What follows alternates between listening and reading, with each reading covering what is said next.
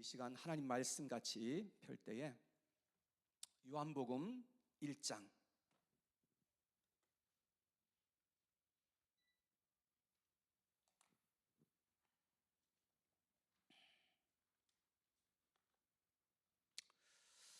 요한복음 1장 지난주의 본문과 같은 본문입니다. 요한복음 1장 14절에서 18절까지의 말씀입니다. 다 같이 일어나셔서 함께 하나님 말씀 봉독하겠습니다. 시작. 말씀이 육신이 되어 우리 가운데 거하심에 우리가 그의 영광을 보니 아버지의 독생자의 영광이요 은혜와 진리가 충만하더라. 요한이 그에 대하여 증언하여 외쳐 이르되 내가 전에 말하기를 내 뒤에 오시는 이가 나보다 앞선 것은 나보다 먼저 계심이라 한 것이 이 사람을 가리킴이라 하니라. 우리가 다 그의 충만한 데서 받으니 은혜 위에 은혜로라. 율법은 모세로 말미암아 주어진 것이요 은혜와 진리는 예수 그리스도로 말미암아 온 것이라. 본래 하나님을 본 사람이 없으되 아버지 품속에 있는 독생하신 하나님이 나타내셨느니라. 아멘. 자리에 앉겠습니다. 지난주에 저는 은혜라는 주제를 가지고 말씀을 전했는데 오늘은 진리라는 주제를 가지고 하나님의 말씀을 증거하도록 하겠습니다. 예수님께서 육체를 입고 이 세상에 오실 때에 가지고 오신 것이 있었는데 그것은 은혜와 진리라고 그렇게 말씀을 합니다. 이것은 하나의 세트와 같은 것입니다. 성경에 읽다가 보면 사랑과 진리, 인자와 진리라고 이런 그 단어들이 아주 상당히 많이 기록되어 있는 것을 볼 수가 있는데 하나님께서 이렇게 세트로 우리에게 주신 것이라고 하겠습니다. 여러분, 은혜만 있고 진리가 없다면 어떻게 될까요? 그러면 아주 굉장히 혼란스러워질 것이 틀림없습니다. 반대로 진리는 있는데 은혜가 없다고 한다면 어떻게 될까요? 많은 정죄가 있고 판단하게 되는 그런 일들이 일어나게 될 것입니다. 우리에게는 반드시 하나님께서 주시는 이 은혜와 진리가 함께 세트로 있어야 된다는 것을 알게 되는 것입니다. 여기서 말하는 진리는 세상 사람들이 말하는 그런 일반적인 진리가 아닙니다. 세상 사람들이 말하는 진리는 상대적인 것이에요. 수학에서 말하고 과학에서 말하는 그런 진리를 말하는 것입니다. 이러한 진리는 다 한계가 있고 상대적인 그런 진리인 것입니다. 근데 성경에서 말하는 이 진리는 절대적인 것이며 유일한 진리라고 하는 것입니다. 그런데 이러한 진리는 예수님께서 이 땅에 오실 때 우리를 위해서 가지고 오신 것임을 오늘 본문은 말씀하고 있습니다. 17절 말씀을 같이 한번 읽어보겠습니다. 시작. 율법은 모세로 말미암아 주어진 것이요 은혜와 진리는 예수 그리스도로 말미암아 온 것이라. 또한 이 진리는 하나님의 속성이기도 합니다. 성경에 읽다가 보면 하나님은 사랑이시라 라는 그런 말씀이 있죠. 하나님의 그 속성이 사랑이란 말입니다. 또 성경에 보면 하나님은 진리다 라고 하는 말씀이 상당히 많이 나와 있죠. 그와 같이 하나님께서는 이 진리 자체이시라는 것을 알 수가 있고 또 하나님께서 말씀하신 그 말씀은 진리이라고 하는 것이죠. 하나님의 말씀은 영원불변의 진리인 것임을 성경은 분명하게 말씀을 합니다. 그래서 누가복음 21장 33절에 예수님께서 말씀하시기를 천지는 없어지겠으나 내 말은 없어지지 아니하리라 하고 말씀을 하고 있습니다. 진리라는 단어가 마태, 마가, 누가복음에는 각각 한 번씩만 딱 나와 있습니다. 그런데 요한복음에 보면 무려 진리라는 단어가 19번씩이나 기록되어 있습니다. 그래서 신약 성경 전체를 살펴보면 진리란 단어가 요한복음에 가장 많이 기록되었다는 것을 알게 되는 것이죠. 그래서 오늘은 저는 요한복음에 있는 말씀을 기초해서 진리에 대한 말씀을 살펴보면서 여러분들과 함께 같이 은혜 받는 시간 되기를 간절히 바랍니다. 자, 첫째, 우리는 진리를 기뻐하며 간절히 찾는 사람이 되어야 한다는 것입니다. 우리가 살고 있는 이 세상은 너무나 거짓과 불의로 가득한 그런 세상에서 우리는 지금 살아가고 있습니다. 그런데 사탄 마귀들이 온 세상에 거짓 사상과 문화와 종교와 유행을 뿌리고 심어놓고 있는 것입니다. 그래서 사람들은 거짓 진리, 거짓 학문, 거짓 이념, 거짓 종교, 거짓 우상에 사로잡혀서 그렇게 세상을 살아가고 있는 것을 보게 되는 것입니다. 그래서 세상 사람들은 무엇이 참인지 거짓인지조차도 분별할 수가 없다는 사실을 우리는 보게 되는 것이죠. 그래서 어떤 사람들은 진리가 무엇인가 그것이 너무나 알고 싶어 그래가지고 탐구하면서 공부하는 그런 사람들도 있지요. 그러한 학문을 가리켜서 철학이라고 그렇게 말을 합니다. 이 철학도들은 일생 동안 하는 질문이 하나 있습니다. 그것은 진리가 무엇인가? What is the truth? 일생 동안 그런 질문을 하면서 계속해서 진리를 찾고자 하는 것을 볼 수가 있습니다. 그렇게 진리를 열심히 찾는 것은 참 대단히 좋은 일이지만 그렇게 해서 진리를 찾을 수 있는 것은 아닌 것이지요. 자, 그런데 어떤 사람들은 또 반대로 진리를 찾는 일에 전혀 관심이 없는 사람들도 있는 것을 보게 됩니다. 세상에 많은 사람들은 3P를 추구한다고 하는 것이죠. 첫째는 pleasure, 쾌락을 추구하는 그러한 사람들, 그리고 power, 권력과 어떤 힘을 얻기 위해서 추구하는 사람들도 있고, 어떤 사람들은 possession, 재물을 얻기 위해서 그렇게 살아가는 사람들도 많이 있습니다. 사탄은 이런 것들을 이용하고 이런 것들을 통해서 사람들을 유혹하고 속이고 홀리는 것을 볼 수가 있습니다. 그래서 너무나 많은 사람들은 이런 것을 우상으로 삼고 미친 듯이 그렇게 세상을 살아가고 있는 것이지요. 그런데 사실상 이러한 것들은 다 하나님께서 우리에게 주신 것이고 허락한 것이며 좋은 것들입니다. 그러나 이런 것을 우리가 만약에 우상 삼고 온통 거기에 사로잡혀서 살아간다고 한다면 우리는 큰 범죄 속에 떨어지게 되는 것이요, 우리의 인생을 망치게 될 수밖에 없다는 것을 알아야 한다는 것입니다. 이 세상은 마치 신기루와 같은 것입니다. 여러분, 이 세상의 것이 그렇게 우리 눈에 좋아 보이지만 결국은 우리에게서 다 떠나가고 다 사라져 버리게 된다는 것을 우리는 알아야 한다는 것입니다. 그래서 잠언서 23장 5절에 보니까 이렇게 기록합니다. 같이 한번 읽어보겠습니다. 시작. 내가 어찌 허무한 것에 주목하겠느냐? 정령이 재물은 스스로 날개를 내어 하늘을 나는 독수리처럼 날아가리라. 여러분, 우리는 이런 사실을 분명하게 알고 지혜롭게 행해야 된다는 것입니다. 그러므로 우리는 이 짧은 세상에 살면서 진리를 간절히 찾고 기뻐하며 살아갈 수 있는 그런 믿음의 사람들이 되어야 할 줄로 믿습니다. 디모데전서 2장 4절에 보니까 기록하기를 하나님은 모든 사람이 구원을 받으며 진리를 아는 데 이르기를 원하시느니라 하고 말씀을 합니다. 여러분, 하나님께서는 우리가 진리를 알게 되기를 얼마나 원하시는지를 우리가 알아야 한다는 것입니다. 다윗은 정말 훌륭한 사람이었습니다. 그는 진리를 알기 위해서 하나님께 간절하게 구하였던 사람이었습니다. 시편 25편 5절에 보니까 이렇게 기록합니다. 다 같이 시작. 주의 진리로 나를 지도하시고 교훈하소서. 주는 내 구원의 하나님이시니 내가 종일 주를 기다리나이다. 우리가 진리를 간절히 찾고 구할 때에 하나님은 우리를 진리로 만나주시고 그리고 은혜를 베풀어 주신다는 것을 믿으시기를 바랍니다. 할렐루야. 그러면 진리를 찾는 사람들에게 어떠한 은혜를 하나님께서 허락하여 주시는 것일까요? 요한복음에 있는 말씀을 쭉 제가 한번 찾아봤습니다. 요한복음 3장 21절에 보니까 진리를 따르는 자는 빛으로 오나니 라고 말씀했습니다. 진리를 찾고 따르고자 하는 그 사람들에게는 참 빛으로 인도함을 받는 그런 은혜를 하나님께서 주신다고 말씀하는 것입니다. 요한복음 8장 31절에 보니까 예수님께서 말씀하시기를 진리를 알지니 진리가 너희를 자유케 하리라. 진리를 찾는 자는 진리를 알게 될 뿐만 아니라 그 진리를 통해서 우리가 자유케 되는 그런 놀라운 경험을 할 수 있다고 주님께서 말씀해 주신 것이죠. 자유케 된다는 말은 죄나 다른 사람으로부터 벗어나게 한다라는 그런 의미입니다.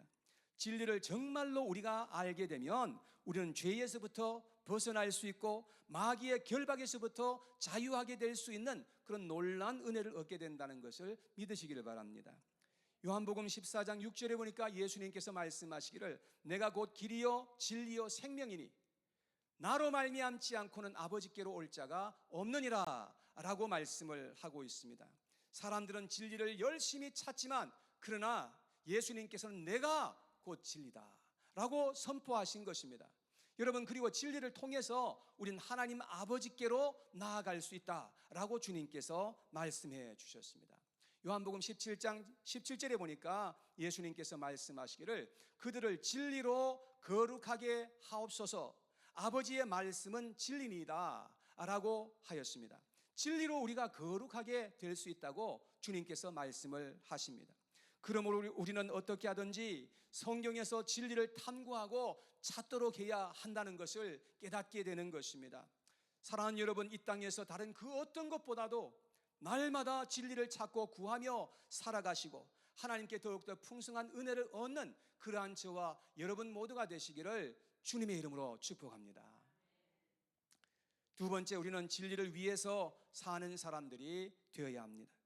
진리를 찾는 목적은 진리를 위해서 살기 위해서 우리가 진리를 찾는 것이죠. 우리는 진리에 대한 목마름이 있어야 하고 진리를 따르고자 하는 그런 간절한 열망이 있어야 한다는 것입니다. 다윗은 시편 86편 11절에 이렇게 기도했습니다.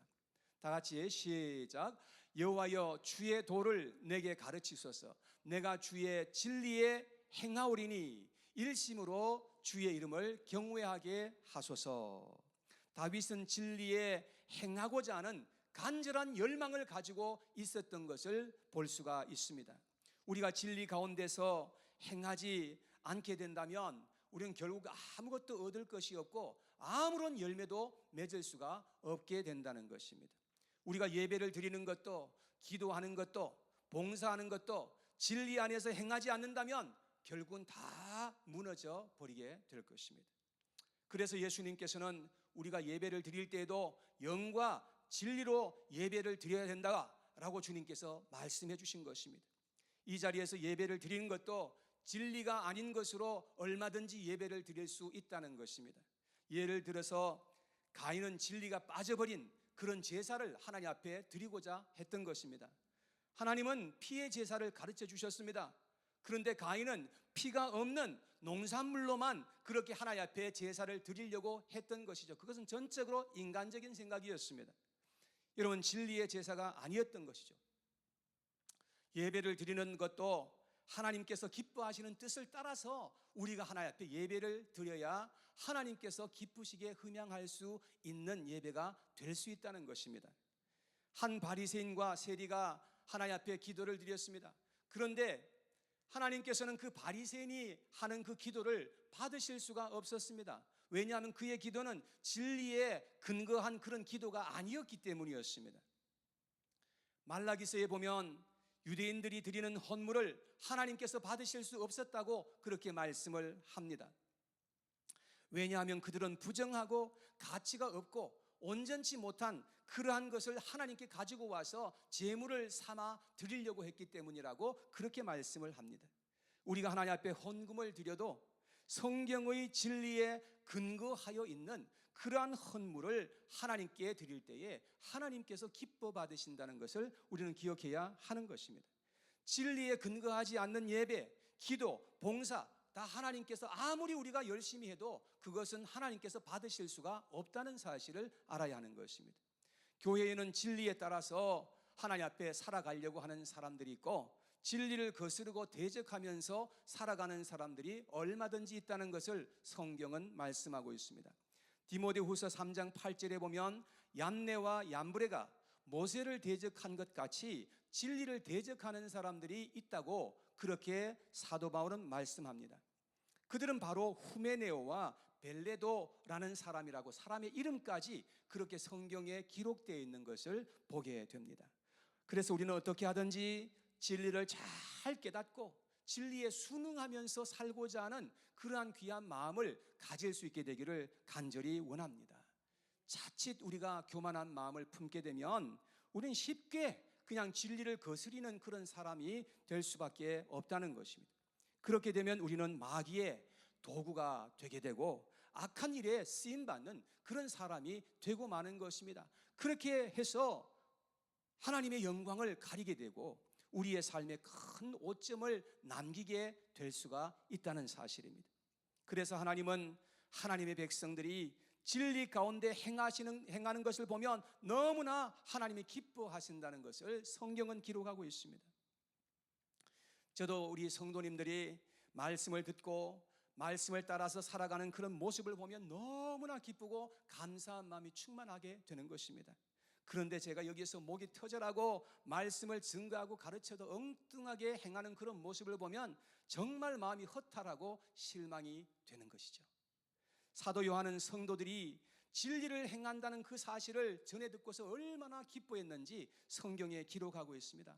요한 3서 3절과 4절 말씀에 보면 이렇게 기록합니다. 형제들이 와서 내게 있는 진리를 증언하되 내가 진리 안에서 행한다 하니 내가 심히 기뻐하노라. 내가 내 자녀들이 진리 안에서 행한다함을 듣는 것보다 더 기쁜 일이 없도다. 얼마나 마음에 기뻐했는지 볼 수가 있는 것입니다.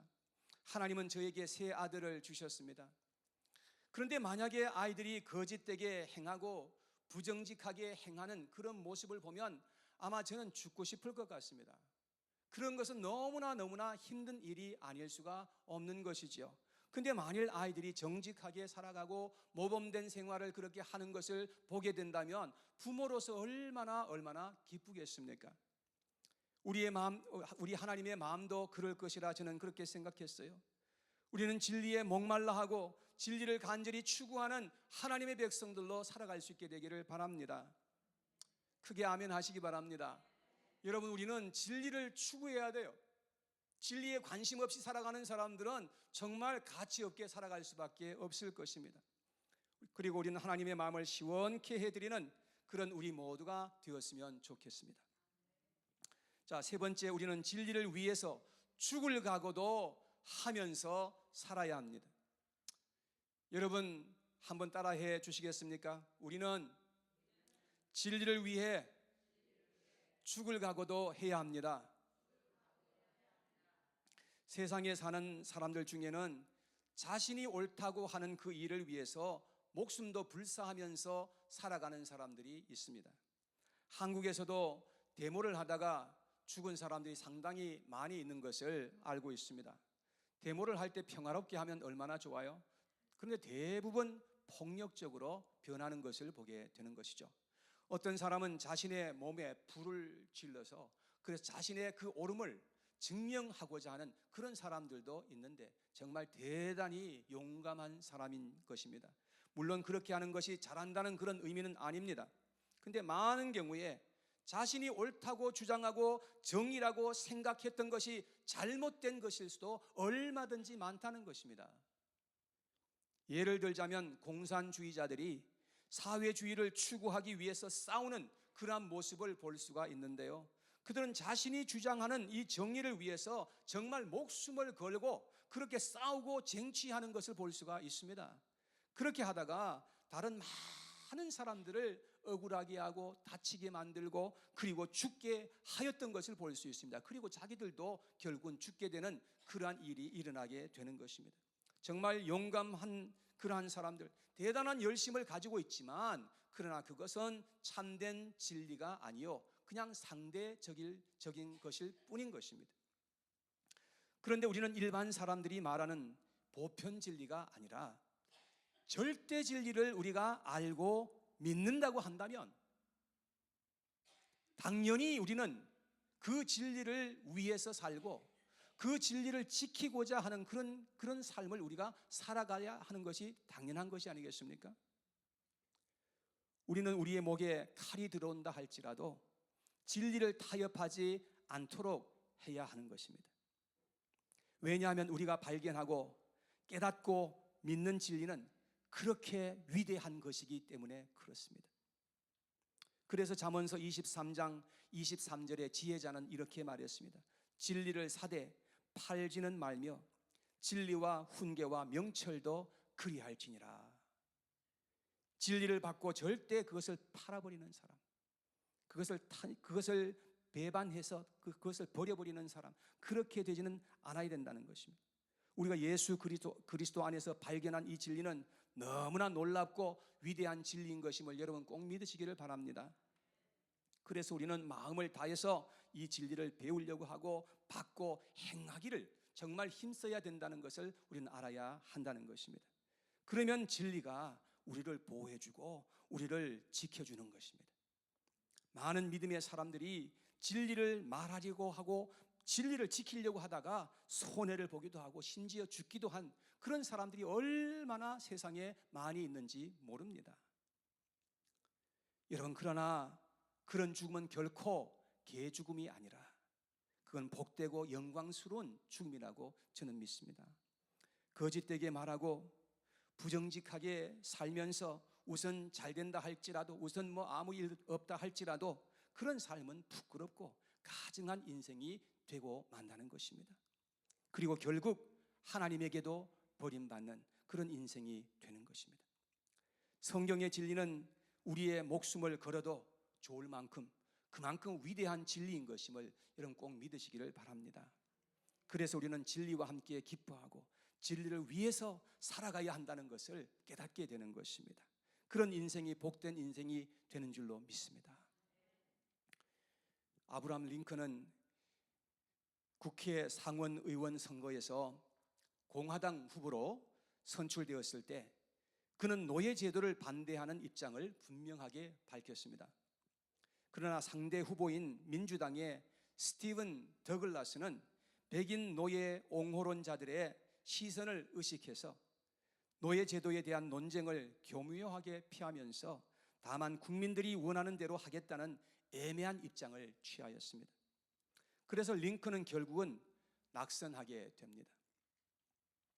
이기적인 욕구를 채우기 위해서 노예 제도를 옹호하는 대다수의 백인들이 더글라스 의원을 밀어주었기 때문에 그렇습니다. 그러나 1850년 더글라스 의원과 다시 겨루어서 대통령 선거에 당선된 링컨은 노예 해방을 위해서 하나님 앞에 엎드려서 기도하고 또 기도하면서 하나님의 선하심과 도우심을 구했습니다. 그리고 착실한 준비 끝에 1863년 1월 1일 마침내 노예 해방령을 선포하게 됩니다. 하나님께서는 백인에게 자유를 주신 것처럼 흑인에게도 자유를 주셨습니다. 이날 즉시 그리고 이후로 모든 노예들에게 영원히 자유를 선포합니다 라고 그렇게 세상에 선포하게 된 것입니다. 기쁨을 감추지 못한 흑인들 중 한 사람이 링컨 앞에 무릎을 꿇더니 그의 발에 입을 맞추었습니다. 그러면서 하는 말이 대통령 각하, 당신은 우리 모든 노예들의 구세주입니다 라고 했다는 것입니다. 링컨은 그를 일으켜 세우며 말했습니다. 사람에게 무릎을 꿇는 일은 옳지 않습니다. 하나님께만 무릎을 꿇고 하나님께만 영광을 돌리세요. 여러분에게 자유를 주신 분은 하나님이십니다 라고 말했다는 것입니다. 사랑하는 여러분, 우리는 진리의 사람들이 되고 진리를 위해서 살아가는 사람들이 되어야 할 줄로 믿습니다. 진리를 간절히 찾고 진리를 기뻐하십시오. 진리를 행하는 사람들은 하나님 앞에서 영원히 기억될 것입니다. 오늘도 진리를 기뻐하고 찾고 구하며 살아가십시다. 그리고 진리를 타협하며 부끄럽게 살지 않고 진리를 위해서 살아가는 저와 우리가 모두가 될 수 있기를 바랍니다. 그리고 진리를 위해서 목숨을 버릴 각오를 하고 진리를 위해서 살아가는 진리의 용사들, 그리스도의 용사들이 되어서 이 세상을 살아갈 수 있는 저와 여러분 모두가 되시기를 축복합니다.